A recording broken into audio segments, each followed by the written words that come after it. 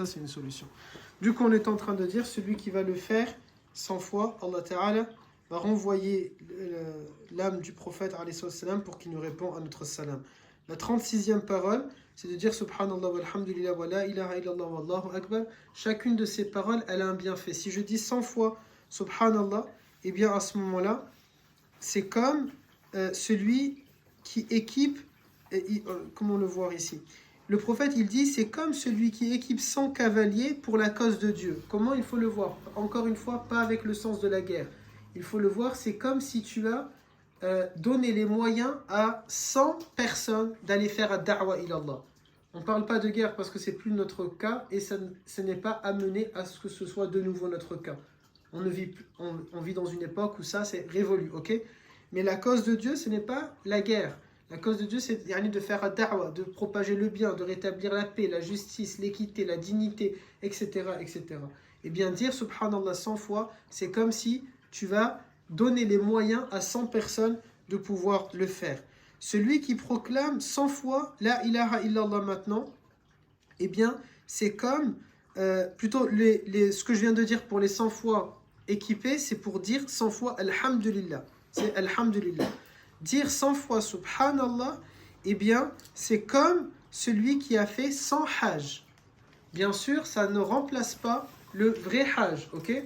Ça ne compense pas le vrai hajj. Dans la récompense, c'est comme s'il a accompli 100 fois le hajj. Regardez par exemple tout ce qu'on cherche constamment à des bienfaits. Il suffit juste 100 fois subhanallah. C'est la récompense de 100 hajj. Mais mes garçons, ça ne remplace pas, bien sûr, comme tout à l'heure on avait vu en termes de récompense, ok, par rapport au Coran et la récitation. Celui qui célèbre 100 fois les louanges, donc ça on l'a dit. Celui qui proclame 100 fois la ilaha illallah, matin et soir, il est semblable à celui qui a affranchi 100 esclaves. Et enfin, celui qui va dire 100 fois Allahu Akbar,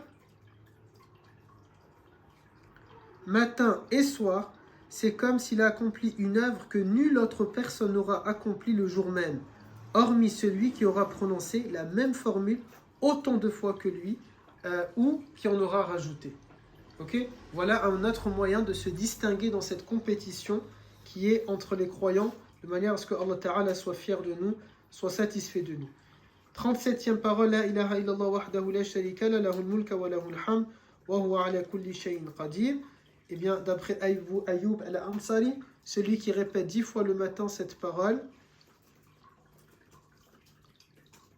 10 bonnes actions, 10 hasanat lui seront inscrites pour chaque fois, 10 péchés lui seront effacés entre toi et Allah, et pas les grands péchés bien sûr, et il sera élevé de 10 degrés dans le paradis.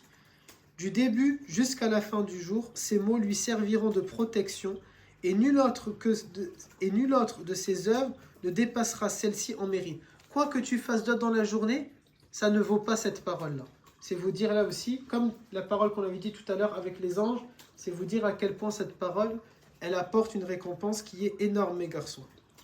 Il en est de même pour celui qui les prononce le soir. Enfin, on arrive à la fin. Subhanaka Allahumma wa bihamdik, ashhadu an la ilaha illa anta, astaghfiruka wa atubu ilayk. Celui qui dit lors d'une assemblée où l'on évoque Allah, comme ce qu'on est en train de faire, un cours où on a évoqué Allah Ta'ala, eh bien celui qui va dire cette parole-là,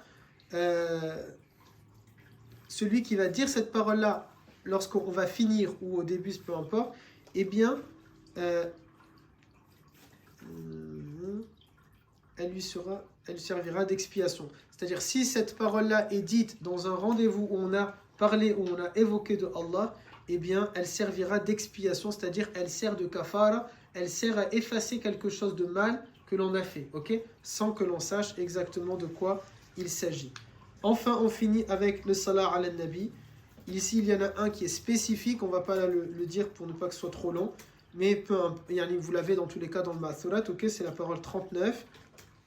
Et bien là, la récompense, c'est comme ce qu'on a dit tout à l'heure, prier sur le prophète, ça apporte une récompense, la récompense que le prophète, alayhi salam, il vous répond le salam. Enfin, la dernière parole de la wadifa, Subhana rabbika rabbil izzati amma yasifun, wa salamun ala al-mursalin, walhamdulillahi rabbil alamin. L'imam An-Nawawi, il dit en citant Ali ibn Abi Talib, celui qui désire recevoir la pleine récompense qu'il dise à la fin de ses entretiens ou qu'il se lève pour quitter une assemblée Subhana rabbika rabbil izzati amma yasifun wa salamun ala al-mursalin walhamdulillahi rabbil alamin. Yani c'est à vous, si vous voulez apprendre cette dernière parole, et bien quand on finit le cours de vous-même, moi je peux parfois le dire à voix haute ou bien je peux le dire après à voix basse quand je me lève, etc. À vous de le dire pour vous-même. Mais là, on va finir sur cette parole-là, ok, avec les récompenses. Subhana rabbika rabbil izzati amma yasifun wa salamun ala al-mursalin walhamdulillahi rabbil alamin. Do you have any question? No? Yes. Vous avez dit les temps pour... Oui, les temps. Ah ouais, il les fallait, absolument. Tu essaies d'avoir maintenant la récompense, c'est ça? Comme ça, quand ils vont le faire dans les bons temps, c'est grâce à toi parce que tu as posé la question. Tu as raison. Pour le matin, vous pouvez le faire à partir du moment où vous allez vous lever pour tahajjud ou à peu près 1 heure, 2 heures avant le fajr, ça passe, ok? C'est pas problématique. Jusqu'au moment du dohor. Ça, c'est considéré comme vous êtes dans le matin. Idéalement, c'est plutôt à partir de le fajr. Idéalement, entre fajr et dohor. Mais c'est pas grave si vous le commencez au moment de tahajjud, c'est-à-dire à peu près 1 heure avant la prière de l'fajr. Ça, c'est pour le dhikr du matin. Le dhikr le soir, vous allez le faire à partir du asr.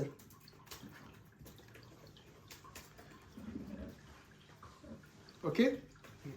Jusqu'à avant d'aller dormir. Si vous comptez faire une nuit blanche, essayez donc de le faire raisonnablement aux alentours, avant Isha ou un peu après la prière de Isha.